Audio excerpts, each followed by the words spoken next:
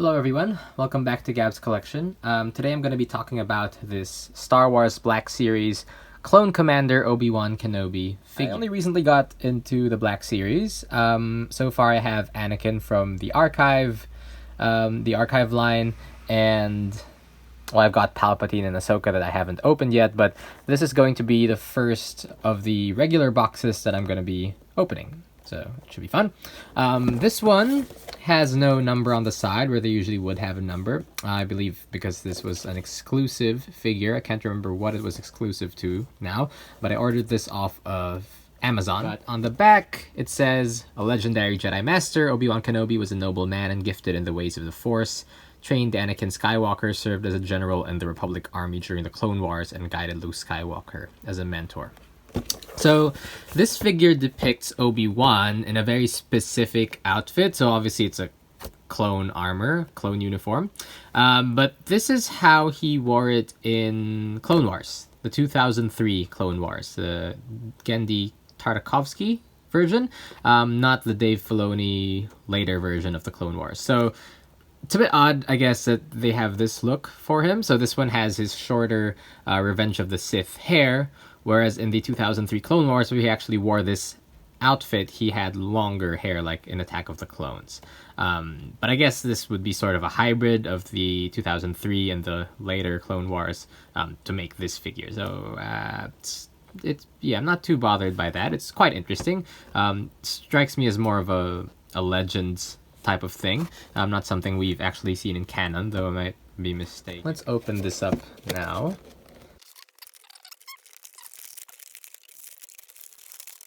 That's strange. So his cloak was actually behind that bubble. I guess so it would flow properly. Okay. Alright, so now that he's out of his plastic and cardboard prison, let's take a look at what we've got. So we've got the figure, and he also comes with this stand, which apparently was only made for exclusive figures like this one. And it's not your usual peg stand. It's got this clip here that's supposed to go into his foot like this, so I guess that's fine. It's a bit strange. You can really only do certain poses with it. I guess you can also make him stand like this, but then you'd have this clip there doing nothing, so a bit odd, I guess, but I'm glad that we have something, I guess, because the other ones don't have any stands at all. Aside from the stand, the only other thing he comes with is his lightsaber. So there you go, that's his lightsaber. It's not chromed, which is a bit of a shame, because they could have done a chrome finish on that and make it look much better and highlight that sculpt. So it's just this gray plastic, dull gray plastic, painted with gold and black, and it looks quite a lot like the one he had in the film. I don't see anything wrong with it. It looks quite accurate to me. His blade, or the blade of the saber, comes off like that, just like you'd expect. It's a pale blue color. It's not a brilliant bright blue, but I guess it works. And let's see how well that fits in his hand there. So he is right-handed. Let's put that in his right hand. Okay. It's not a tight fit, but it's not bad. The odd thing about this figure is that it has a trigger finger there. Another thing about the saber is that there's a peg in here, and that peg's there. Plug that in there. The belt. And yeah, that looks pretty natural to me, just hanging off there. Yeah, the weird thing about this figure is that there's a trigger finger on this right hand. So obviously this is a reuse of the clone body, and it's just got Obi-Wan's head on it. But let's talk about the likeness first. It looks like Ewan McGregor. That's what it looks like. Hasbro apparently pioneered this thing called, or I don't know what it's called exactly, but it's digital face printing is essentially what it is.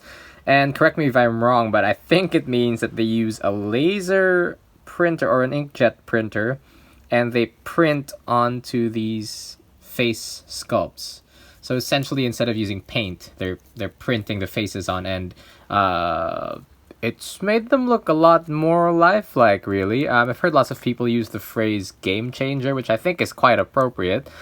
So the older Black Series figures had these very doll-like paint applications, whereas these newer ones have this super realistic printed on face, or these super realistic faces, and it really took them up a huge notch. I think from afar you might guess that this was a 1/6 scale collectible by Sideshow or Hot Toys, maybe. I don't know, maybe if you're uninitiated you might think that.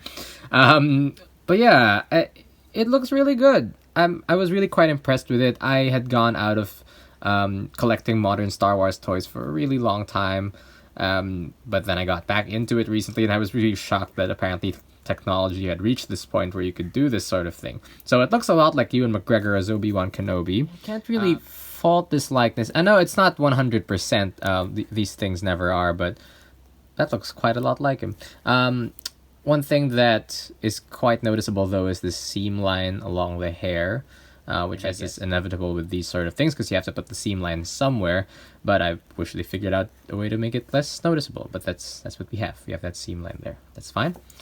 And like I said, it is his Revenge of the Sith hairstyle, which I do find odd because when he wore this outfit in the 2003 Clone Wars, he had his Attack of the Clones longer hair on. But then again, that's no longer canon, so I guess they can just do what they want now. The body is a reused clone body. And like I said earlier, the weird thing about that is that they kept this trigger finger here on the right, which would be fine, I guess, if he came with a blaster. So he did use a blaster weapon, or I think, no, it was a lance. I think a weird space lance when he wore this in the 2003 Clone Wars. So they could have given him that, I guess, instead of just the lightsaber. The lightsaber, of course, is essential, but they could have given him something else, I guess. I don't know. It's hard to complain about this figure because the likeness is biasing me towards liking it so much because the likeness is that good. But yeah, it is sort of the downfall of this figure is that it's just a reused clone and it's not really made for a Jedi like Obi-Wan. So there's no force hand.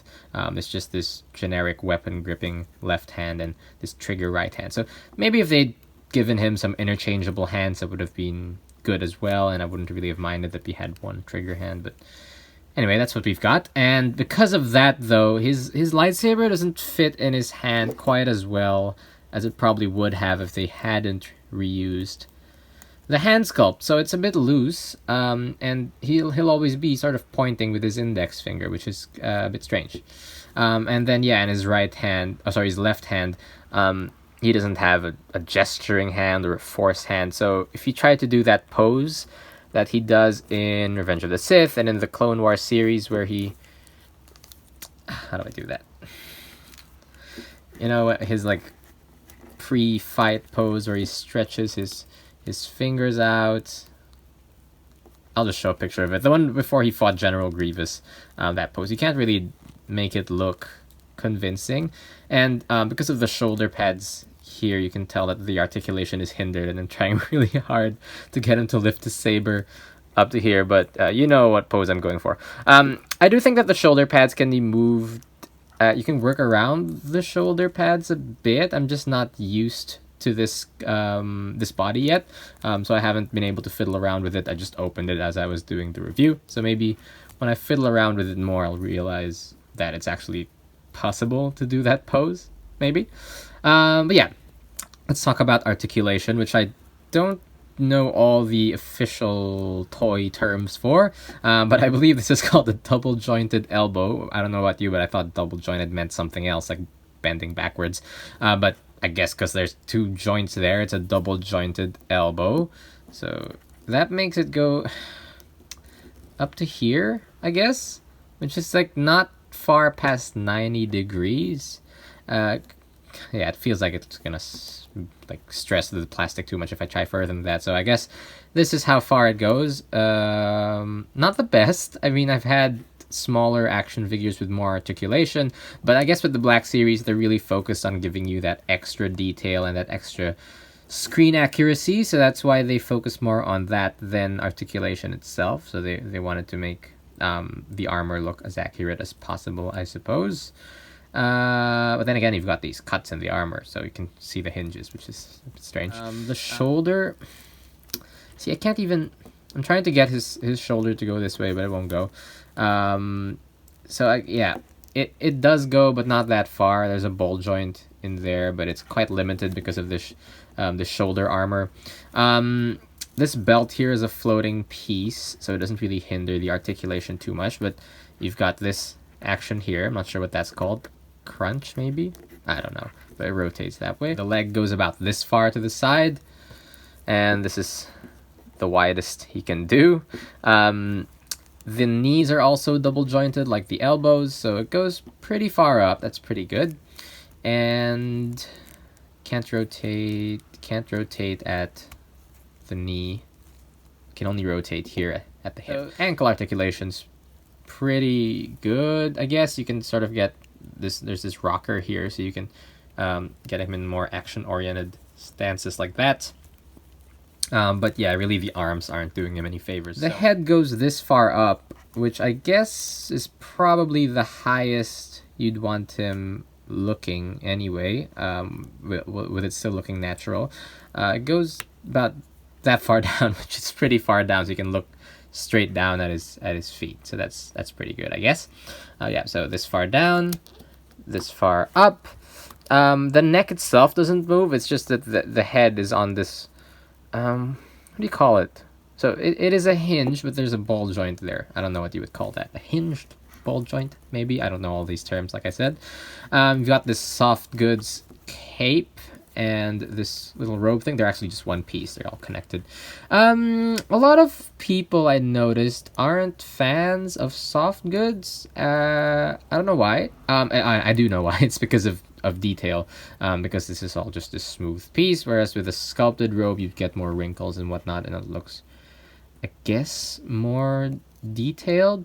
But to me, soft goods are always the better option. That's just me personally. I've always collected 1/6 scale, and I really like those, what they call authentically styled costumes and accessories. So I do like when there's cloth goods on, because it makes it feel more real to me.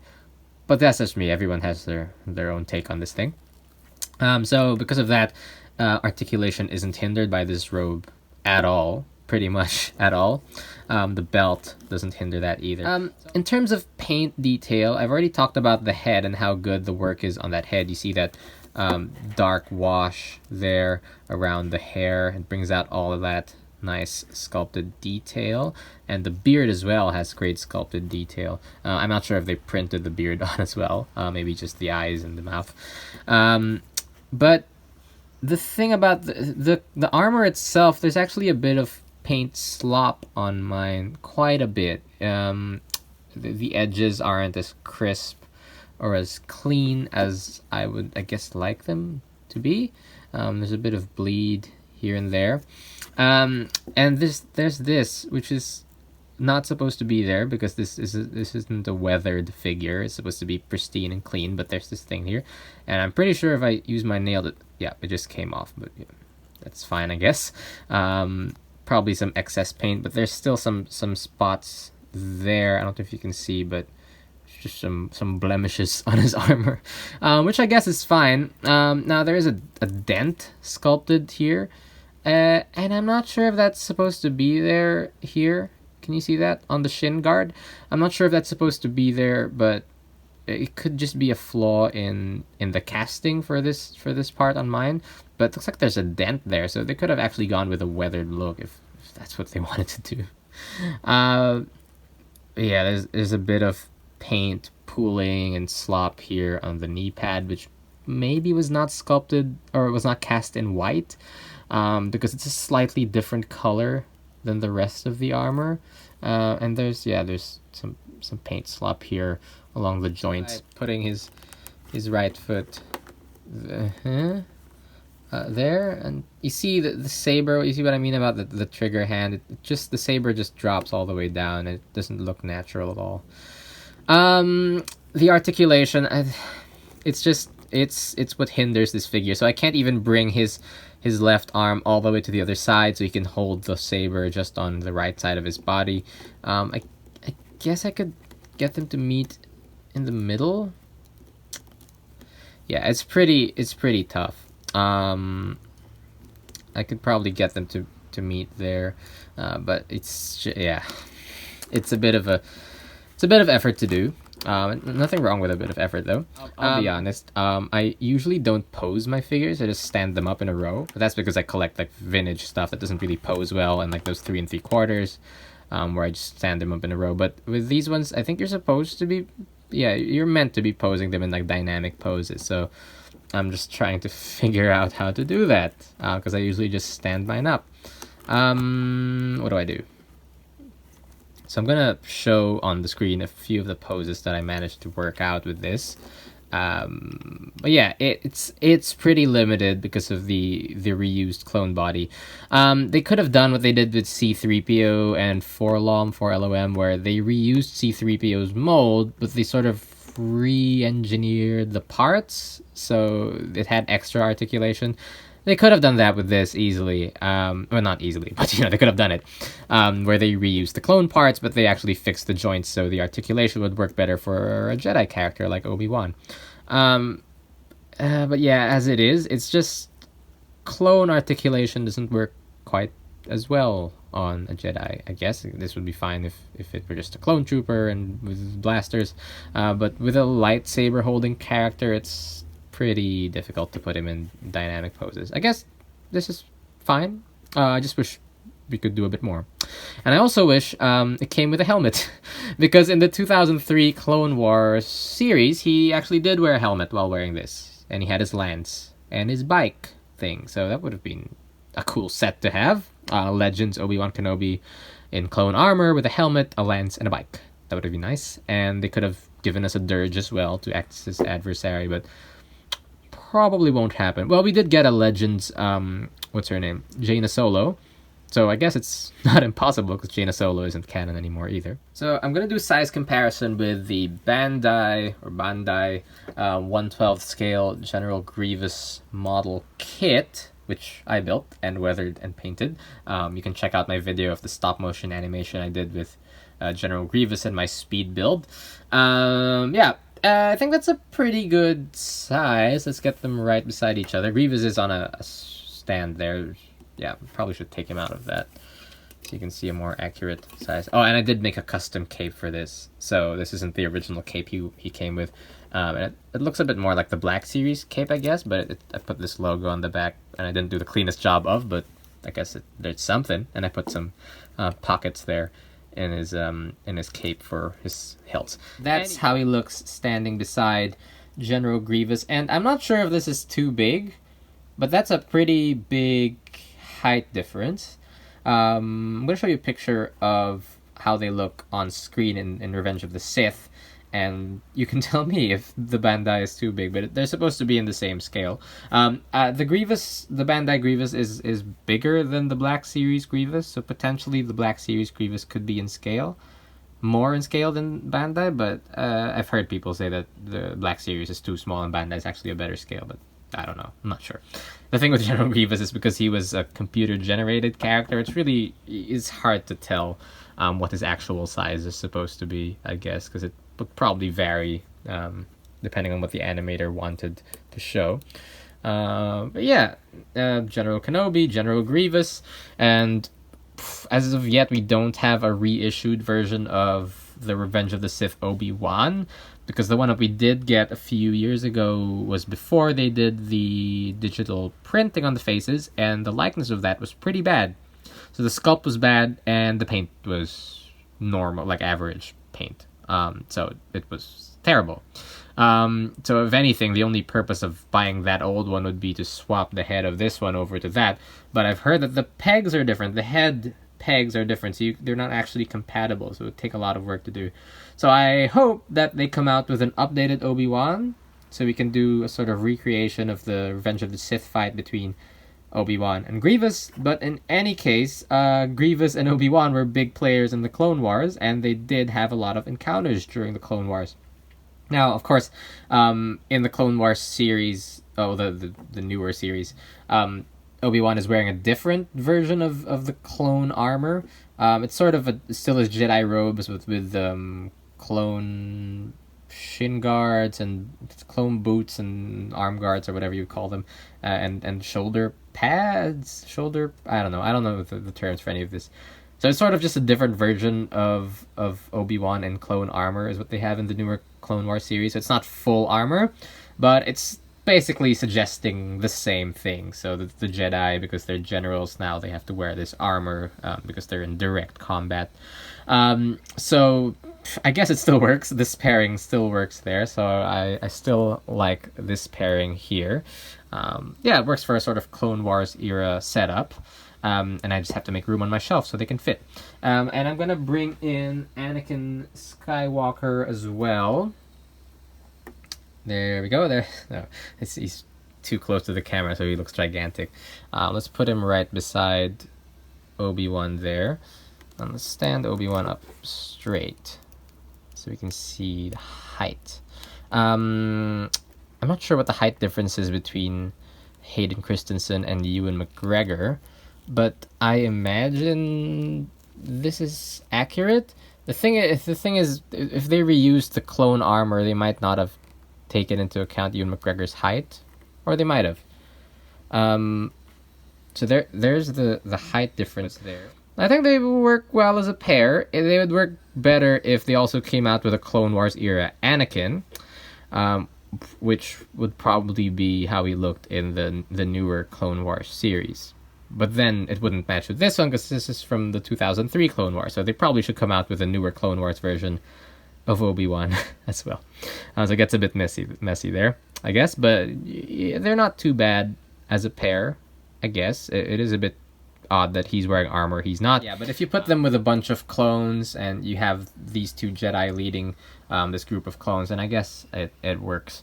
And the other thing is that I have an Ahsoka Tano that I'm going to be opening up next. The Rebels Ahsoka Tano, not the Clone Wars one. So it's older Ahsoka, but if you put all of these together with Ahsoka, it sort of makes this Clone Wars era setup. And I also ordered a Captain Rex, so he should be coming soon. And then all of them together will make a nice Clone Wars setup. So that'll be nice. Also waiting for my Count Dooku pre-order. That's coming out in a few weeks, I think. I ordered it from a local store. I'm in Australia, so it'll take quite a bit of time for it to get here, but I ordered it. And I also have a Mace Windu on the way, Plo Koon, Kit Fisto. And I want a Commander... What's his name? Commander Wolf. I do want a Commander Wolf, but pretty expensive. Pretty expensive now because he is hard to find. I think he was an exclusive as well, and for some reason people are just charging $140 for him now. It's ridiculous. But yeah, not holding my breath for a Commander Wolf unless they do a re-release. But yeah, so this was my first Black Series figure, Anakin. This was my first 6-inch Star Wars figure, Grievous. Well, he was a model kit, but he's still a figure to me. Now, this is the second Black Series that I've ever opened. So my impression of the series is that they're pretty good quality. I did feel a little let down by Hasbro when they came out with those shampoo bottle figures, the 12-inch shampoo bottle figures a few years ago. I felt that it was signaling the end of the toy industry, and I didn't know that the Black Series existed until very recently, so I gave up that hard that I didn't realize that the Black Series right under my nose was developing and turning into this great thing. And the things that I did see were like this old man Luke with like this terribly painted face, these terribly painted likenesses. Since they did this digital printing thing, it really changed the game, like everyone else is saying. So suddenly they went from like these cheap looking toys to like these amazing statue-like artworks on par with Hot Toys even. Maybe the 6-inch equivalent of a Hot Toys figure is like a Black Series figure with digital printed faces. So, I'm looking forward to collecting more of this line. And I'm gonna spend a lot of money. But yeah, it'll be great. It's pretty exciting because I sort of did give up on collecting modern Star Wars toys, and now I'm back into it, and the products are great. Articulation could be better. There's always a pitfall with any figure, I guess. But yeah, I'm gonna do a review of the Ahsoka Tano Black Series figure, And I'm also going to do a review of the Emperor Palpatine Enthroned Amazon exclusive, or whatever exclusive it was, Black Series figure. So I'll finally have a Throned Emperor, and I'll upload that one next, after this one. So I guess that's all I have to say about this. It wasn't the most coherent review because I just had never done a Black Series review before. I don't do modern toys that much, so I don't know all the articulation terms and these materials terms that people use. But yeah, hopefully I'll get better with that. But thank you for watching, I guess, and I'll see you in the next video. Bye!